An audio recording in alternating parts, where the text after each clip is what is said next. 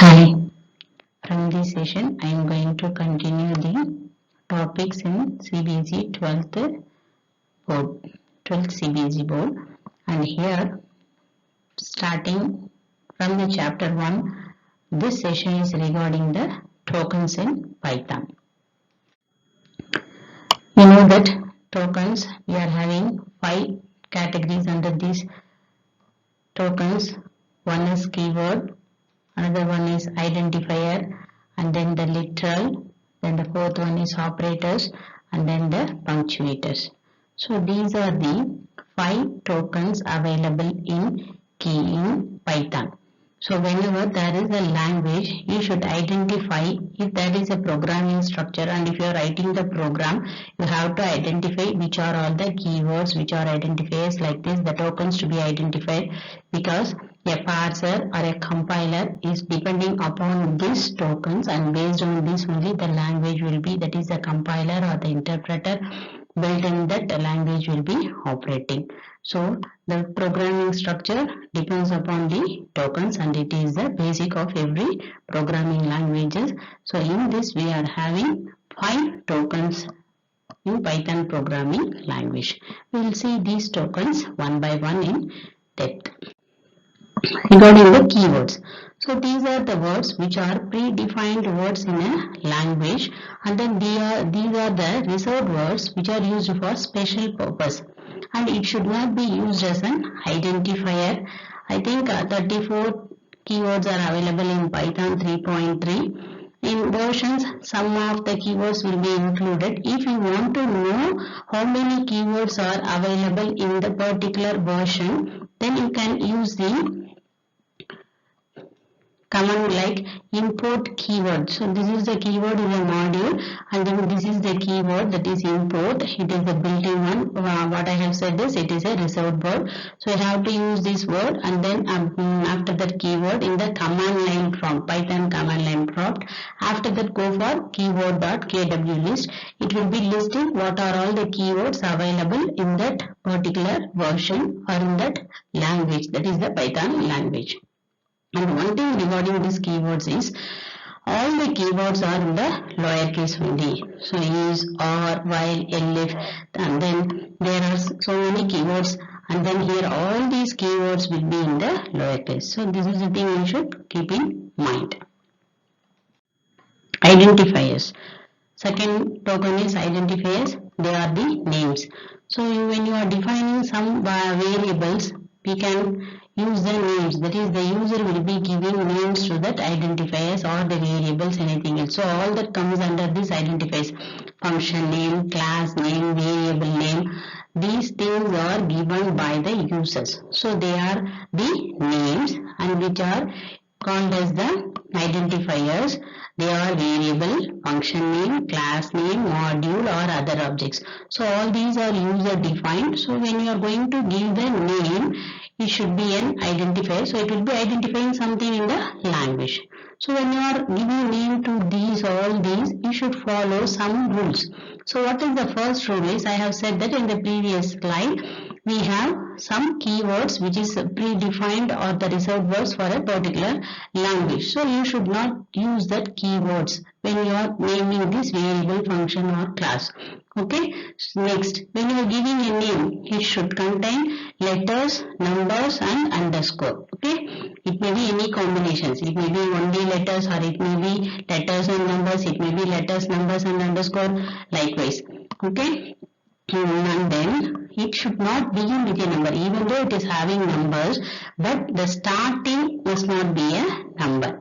Next is, it is case sensitive, that is upper and lower case letters are different. For example, you see here my family, here my family, this is one uppercase, and then here all are lowercase letters, and again you see here this is one uppercase, and F is uppercase and uppercase. So all these names are different. So this is this meaning for this case sensitive. So each and everything gives a separate names. So identifiers, when you are assigning or when you are giving a name to a variable, function, class, module or other object, you should keep in mind that what are the rules means. These are the rules to be followed when you are giving names. Okay. Next is the literals. So what are the literals? So in literals, they are the items, that is the data items. They are the values that are given to the variables which you are defining. So you can give values to the variables. So when you are giving the variables, we are having some categories of literals, and in that we are having numeric literals, string literals, and then boolean literals. Last one is the special literals. So this special literals is available only in Python, and here we are giving the name for that as null. So these are the types of literals. What is it? They are the values given. They are the data items. So integer, float, complex, and numeric letters. We will see these letters one by one with examples. Moving to the numeric literals, we are having integer literal. In integer literal, we are having these categories. It may be either binary value, decimal, octal, and then hexadecimal values. We have said that literals are the data items or the values given. So here the value, this is given to the variable A. Okay. So here we note that when it is binary, it starts with 0 and then B stands for binary.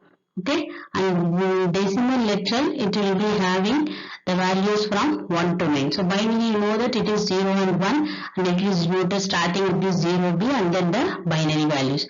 And decimal literal, it will be starting from 0 to 9, and then octal literal, it is from 0 to 7. So it will be having only 8 values from including 0, so 0 to 7. It starts with a 0 and then the octal represents the octal. Next, hexadecimal values, it will be having the values from 0 to 9 as well as the letters uppercase A to F. So it is starting with 0, X, and then it includes the numbers within this range and then the uppercase letters within this range. So these are the numeric literals under the category of integer type. Next is the float literal or real. Here it is having the decimal values. In integer, it is not having the decimal value. Here it has the decimal value, and here you see it may be in the form of this form or in the form of exponential form. It is having the other name as real one. And then the complex literal. Third category is complex literal. So complex literal, in the sense it will be having the real part and then the imaginary part. So this is the value. So A and B, you see it is called as the float value. So A and B can have the float value, and J is the imaginary part which is having the value of square root of -1. So this is the real part. A is the real part and then B part is the imaginary part. Okay. The next is the string literals. Moving to the string literals, string in the sense character means one character, string means a sequence of characters. It may be either in a single line or in a multiple line. You can use the codes like single quote, double quote or triple quotes to specify the sequence of character, and then the character literal can be specified with the help of a quote. So here are some examples. Strings, you see strings is a variable, and here we are assigning one line, that is a single line within the quotes. See, character is assigned, that is a single letter. And then multi-line string, we are having two types of string literals regarding this multi-line, using the double quote and then the triple quote. When you are using the double quote, each and every line should end with a backslash. When you are using the triple quote, there is no necessity of using this backslash. So this is a thing to be kept in mind. When you are using double quotes as a multi-line, the line should end with a backslash, and when you are using the triple quotes, see here double quotes, here triple quotes. So when you are using the triple quotes, it's not necessary to use this backslash. Okay. So next is the non-graphical characters. These are the punctuations. So punctuators are the non-graphical characters. With the string letters we can use the non-graphical characters with the escape sequence. So escape sequence is backslash. So with that backslash you shall use these non-graphical character, tab and then carriage return, new line quote. So all these can be used with the help of this. These are the non-graphic characters and the escape sequence is backslash. So with this you can use it and it can also come under the string literals. Next is the Boolean literals. So true or false. So Boolean means it is having only true or false, any one. So if it is true, the value 1 gives it as true and 0 specifies the false. Special literals is none, that is absence of value. So here the special literals is having only one literal, that is called as a none, and this none is having the value in the sense that it doesn't specify any value. So Boolean literals and then the special literals over. Moving to the operators. So we have seen keywords and then the tokens. So under that, keywords and then the literals. Next is the operators. So here coming to the operators, we are having 9 categories of operators. We will see these operators one by one. First one is the arithmetic operators. So arithmetic operators we are having unary plus and then the unary minus. Unary in the sense we can have only one operand. Okay, plus 4, minus 4. So this represents the unary and other are the binaries. Okay, binary operators means it will be having 2 operands. So addition, subtraction, multiplication, division, modulo division, floor division and then exponentiation. So bitwise operator in the sense it will be dealing with the binary values, that is zeros and ones. So this is AND operation, this is OR operation, and here this is a negation operation. Sometimes we will be using this tilde symbol as the negation operator. Next, moving to this shift, it is also for the binary values. So left shift and then the right shift.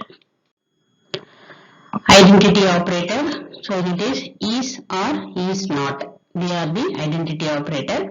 And next is the relational operator based on the comparison, less than, greater than, less than, equal to, greater than, equal to, and then not equal to. Logical operators we are having and, or, and then not. Assignment operator is with the help of this equal to symbol, and membership operator is in and then not in. As arithmetic assignment, so you can use with this backslash arithmetic, and this is plus equal to, minus equal to, asterisk equal to. So when you are using these in the program, you can get clarified. So when you want to add a number with another number, you can use this. You can, when you want to subtract, you can use this, multiplication likewise. So these are the arithmetic assignment operator. When you are using the operators, you should be clear with the operator presence. Whenever an expression is given, you should know that which is having the higher priority. Based on that only the expressions will be evaluated.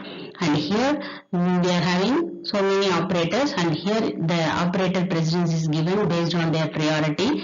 This is having the highest priority. First you have to go with the parenthesis, then exponentiation, then the unary place, unary minus, and then the bitwise smart operator. I have said you can use either tilde symbol or that exponentiation symbol, and then multiplication, division, floor division, modulo division. Next to that is addition and subtraction. Next to that bitwise, then and, exclusive or, and then comparison, identity, membership operators, is not in, and then logical not, and then logical and then logical or. Okay, this is the operator precedence. Next, last token is the punctuators. So here the punctuators, you can see they are used to organize a sentence in a structural form. So it specifies a structure. So these are the punctuators available: single quote, double quote, hash symbol, backslash, parenthesis, category, parenthesis, this is curly braces, square bracket at symbol, comma, semicolon, colon, and then dot, that is the period. So we have seen keywords, identifiers, literals, and then operators. Last one is the punctuators. So these are the 5 tokens available in Python programming language. Now, if I have, as I have said in the first session, at the end of each session, we will see up to 10 to 15 MCQ so that you can clarify with the concepts. So moving to the first question, who developed the programming language? And second question is the type of programming Python supports. Though for these two questions I have given the answers in the first, that is installing the Python program, Python programming language introduction. So the answers are Gado Van Rosen, and then all these three are supported, both object oriented, structured, function. All these are supported in the Python programming language. Moving to the next question, is Python a case sensitive? Just now I have told when I am telling about the identifiers, when you are giving the names, it is case sensitive. And then next, all keywords in Python are in which case? So you know the answers. For this it is yes, that is it is Python case sensitive and dealing with the identifier. Yes, all keywords in Python are in lowercase letters. What will be the value of the following Python expression? So when you are evaluating the expression, operator precedence should be taken. You know that this is having the higher precedence. So 3 modulo division 5, it will be giving the value as 3, and then 3 plus 4, it's added, and then the answer is 7. I have given the explanation here. Next, maximum possible length of an identifier. Here I have specified any length. No, I didn't specify any length. So the answer will be none of this.